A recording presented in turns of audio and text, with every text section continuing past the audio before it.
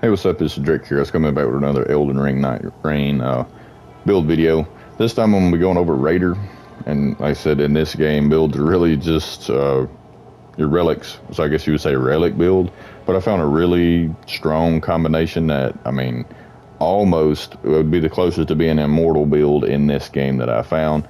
And I'll go over the relics right quick. And this will be heavily RNG, I guess, because I've only got one of these. But I want us to get in. It's a Wilder rune that I got. But what it does is it changes compatible armament skill to Prayerful Strike at the start of Expedition. Now, if you didn't know, Prayerful Strike actually regens your HP each time you land it. And it is a percentage base, which I have tested, not a set base. So the higher your HP, the higher your level is, the more it regens. And from my testing, it's about 25% of your HP per time you land it. Now, I've run a few runs with this, and honestly, I don't prefer Raider, but it's really strong, but it is situational. Like, if you've played it, like, the bosses are really hyperactive, and it's kind of a slow animation. So to land it and to gain benefit off of it, you would need to be good at Raider and pick your openings. But as far as I know, it's the best skill health regen in the game that I found so far. But it is kind of FP hungry. So what I did is paired it with FP restoration on successive attacks. Now, you're running a great giant freaking axe, you know what I mean? You're not doing successive attacks, but what you want to do is hold a weapon in your offhand that is fast, a dagger, a curved sword, something that's fast, and you're probably going to come across them, even a bow if you wanted to do a little range, you know, any successive attack. And this is, I think you get this guaranteed from the first boss you clear, so everyone has this, and it's the Duchess pocket watch thing, but it's the strongest FP restoration that I've found. The +3 dex is really doing nothing. And also, I put this one in here. This is kind of optional. I wish I had something with some increased runes, because, like I said in my last video, I can't stress that enough. Like, please, everyone run something to increase runes. That way, everyone in the group can benefit. Everyone can be 2 or 3 levels higher by the end of the run. And more than likely, that's going to be the difference between clearing it and not clearing it. And it's such a long investment just to get to a boss fight that it really sucks to just get slapped within the first 30 seconds. And, you know, 35 minutes for 35 seconds kind of sucks.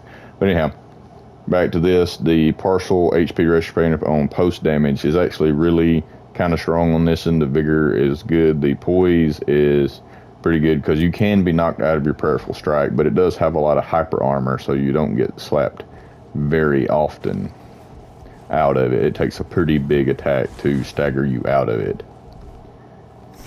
Alright, and it kind of functions with Raider for this swap screen. Like, his passive ability is taking damage, boost, retaliation, potency, cannot be knocked back while using it. Alright, and your retaliation is your skill, which is your little palm hill, or your punch, I guess you would say. And so standing in the fight, tanking damage, having a way to regen it, and also it's making you stronger in the process. It just feels like a really nice synergy. And I've checked it, like, I don't know if they intended it or not, but Raider is got the only starting class of weapon that can actually use Prayerful Strike in the game. It does not function on any other starting class. So if you have that rune, or that relic, sorry, it is utterly useless on any other character but him. So, I mean, it almost feels like it was designed for him, or maybe that was an oversight, and it only applies to starting weapon. So, I mean, I don't understand, but yes, he has the only weapon. I even use it now. I've got my stuff set to 15 just because I was testing stuff out here, but I mean, that's it. The only thing, it's just 15, and as you can see, these are our relics. Now, it does come with +1 physical attack, which is nice, and we got a little more life. It's not a lot, but I'm gonna do this, and we just get like a dagger. I'm gonna throw that in our offhand, so that's our FP regen. But just kind of the way the build functions is, we wanted to stay in. As you can see, we got our, you can basically regen. It says partial, but you can regen the entirety of the last hit you took. So the partial regen is kind of deceptive. It's the entire amount that you took in the last attack for some reason. But yeah, we'll let him get us down here a bit so you can see the health through. Like, peripheral strike is insane in the amount. Alright, we're about half. As you can see, that nearly refilled us on our... It broke him. And you see, as we take attacks, we'll eventually start glowing. Now that we're glowing, now our retaliate is hyper powered. So now we can punish him and break him again. Now you see, like, peripheral strike is kind of FP hungry. At fully leveled raider, you can probably only get like maybe 5 uses out of it.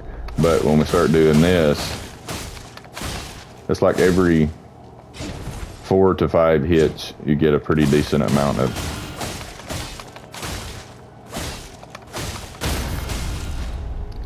You see, we've already regened enough to throw out another one. So about every 10 to 15 hits with the dagger, you're going to get enough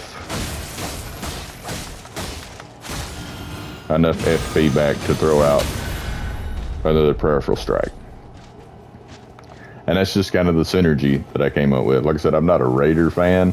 I'm not a big raider player. And I'm probably going to try to beat the final boss with every one of the characters I've already done 2.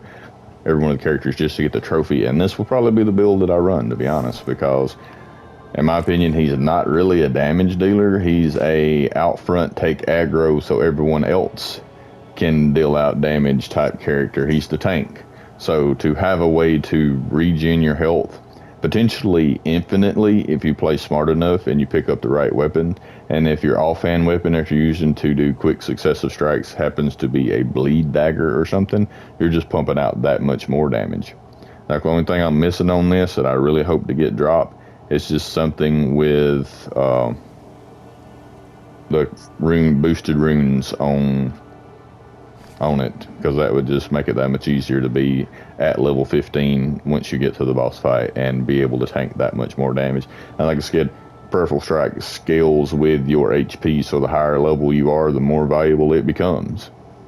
That's it. I just thought it was a really nice synergy. Like I said, I got this rune. I didn't even know it was a thing. And it is just extremely potent for this particular build on regening your health and just being even more tanky than the character's already meant to be.